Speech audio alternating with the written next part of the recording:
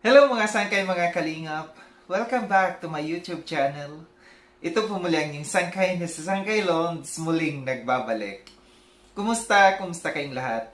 Sana nasa maayos na kalagayan ng lahat. Mapadito sa Pilipinas or sa mga nasa ibang bansa. Dobling ingat tayo, no? So mega love shout out sa inyong lahat sa Team Sangkay Original, Team Sangkay Sponsors, Team Kalingap Kival at na Kalingap Rob. Sa lahat ng aking mga followers, supporters, and subscribers, sa mga lolos, lolas, OFWs, and PWDs.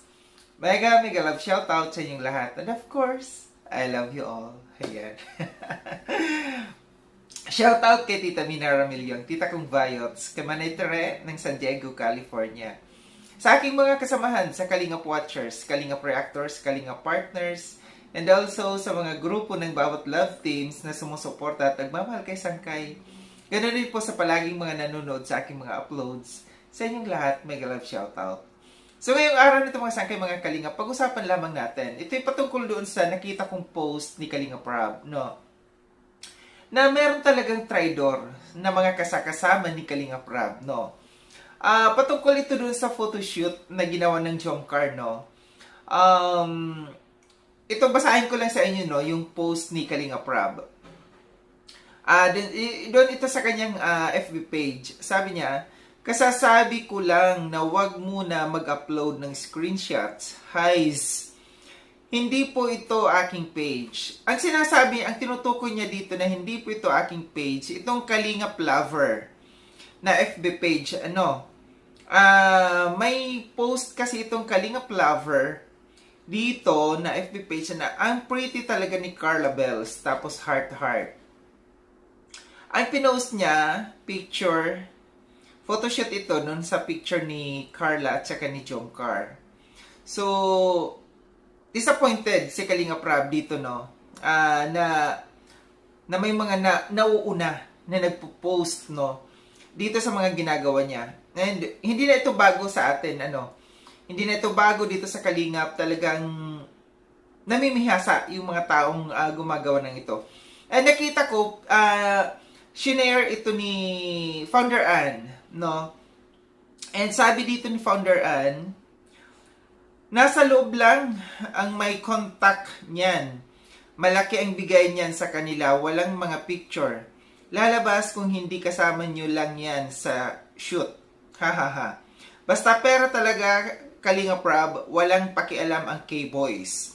Dahil malaki ang bigay nila, hahaha. Pinatukuyan talaga ito ni Founder yung K-Boys. Maalala lang natin dati, may naging issue din na ganito, na umalma din dito si Founder Ann. Na alam natin, ito si Founder Ann, naging founder ito sa kay Reyna, nung time ni Reyna, nabanggit ito noon ni Founder Ann na nangyayari daw yung ganitong kalakaran. Na nung time na siya pa yung founder, may mga nagpapasa daw talaga ng mga pictures, videos, patungkol dito sa loob ng Kalingap, sa mga Kalingap Angels or sa mga love teams ng Kalingap, and nababayaran. So, kaya siguro ito ni Founder Ann, nabanggit ito kasi based on sa kanyang experience nung mga panahon, nung time ni Reyna. And sinabi naman niya ito noon, na nangyayari daw talaga. And pinatukuyan niya dito ang K-Boys, Malamang, experience din niya ito. Na K-Boys ang nagsasend sa kanila noon. So, ito nga yun, pangit talaga. Kasi, rules ito na hindi pwede na i-upload sa mga FB page ng kung sino man or sa mga YouTube channels kung hindi pa ito na ipapalabas dito sa Kalingap ni Kalingap Rob. Naalala ko ang latest na parang nangyaring issue na ganito yung sa kay Yang Mi din, kay Yang Mi din na nangyari yung ganito na issue din si Yang Mi na nag-post doon, nag-repost din si Yang Mi ng mga pictures ng shoot na hindi pa na ipapalabas dito sa Kalingap. talagang may problema talaga. Sino ba, sino ba yung mga kasama ni Kalinga Prab, no, na kasama dyan sa photoshoot na yan, na may access, no, na dyan sa mga pictures, sa pagpipicture, sa mga ginagawa ng photoshoot, sino ba sila? Sino-sino ba? So, nakikita ko na talagang nasa loob, no, nasa mga kasamahan ni Kalinga Prab ang may problema. Talagang nandiyan sa kanila. Pangalawa, itong Kalingap Lover na ito, itong FB page ng Kalingap Lover na ito, maaari ang may-ari nito kasama din ni Kalinga Prab, no? Ang may-ari ng FB page na ito. Or di kaya, no? Iba yung may-ari, tapos kasama ni Kalinga Prab ang nagpapasa dito sa may-ari ng Kalingap Lover FB page na ito. Ito yung sinasabi ni Founder Ann, na basta sa pera, no, nababayaran ng pera yung mga taong kasama diyan na may access, no, na para makapagbigay nitong mga pictures na ito. So, ito na yung dapat na ito yung dapat tutukan ni Kalinga Prab. Kasi lantaran, na sumusuway, lumalabag sa mga rules, no, dito mismo sa itong mga kasama niyang ito. Kasi sino ba naman ang may access ng mga ganyan kung hindi yung kasama din lang naman niya. Ngayon, ang the best din na dapat gawin dito sa mga FB page na ito, na mas nauuna pang nag-a-upload kaysa sa kinakalinga Prab, no, maganda dyan, ipalusaw. I-mas report, no. Kasi ang Meta, ang ang FB, no, si Meta ay madaling gumawa ng action, no. Once na maraming nagre-report, sa kagaya sa FB page na yan, kung i-mas report yan, kung the more na maraming nagre-report, mas nakukuha nila ang attention ng Meta, no. Madaling malusaw yan. Kagaya nung nangyari sa Timbaliw, 'di ba, kaagad nawala.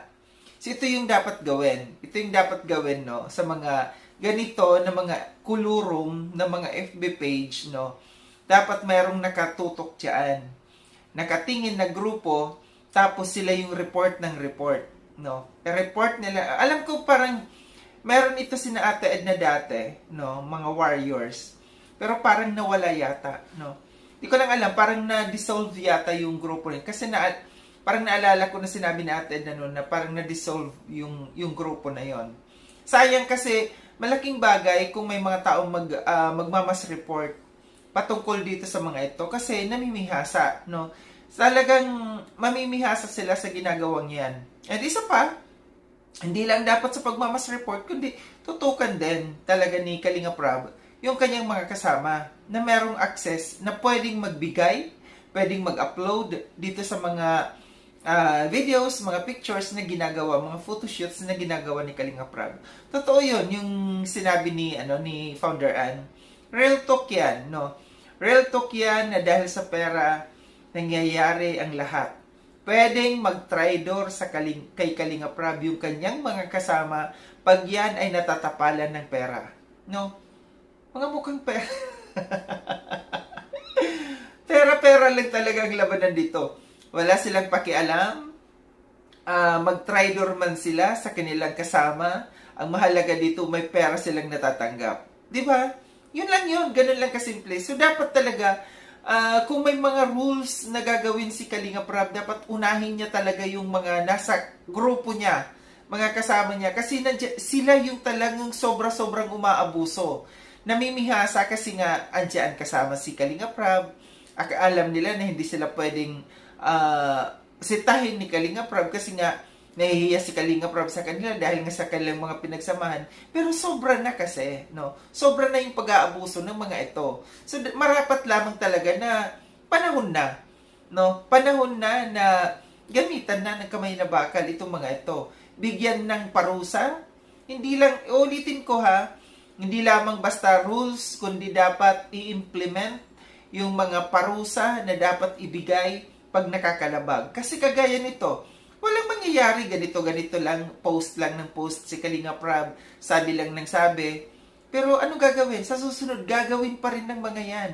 Hindi yan makikinig kasi hindi naman sila pinapangalanan, no? So, ano ang dapat gawin?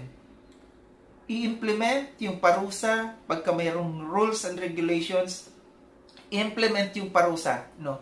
Na kung sino man ang makalabag ng rules, bigyan ka agad, patawang ka agad ng parusa. So, ito lang aking reaction patungkol dito, no? Na natawa lang ako dito kasi ng Real Talk si Founder Ann. And tahasan talagang binanggit niya ang K-Boys. Kasi nga, base sa kanyang experience noon, nung siya founder pa ng kay Narena, no, ng love team ni Narena noon, nangyari yan. Sinabi mismo ni Founder Ann na nangyari yan dahil may mga kilala siya na nagpapasa ng mga ganyang gawain. Muli maraming salamat mga sangkaino sa panonood. Sa mga hindi pa nakapag-subscribe, kay Sangkailon, subscribe niyo na po ako. Click yung notification bell para updated kayo sa lahat ng mga videos na aking gagawin. Like and share itong video na itong mga sangkay. Kita-kits tayo ulit sa susunod na video na aking gagawin. Ingat kayo sa ang dako ng mundo man ka naroroon. Paalam ng mga sangkay mga kalinga, paalam.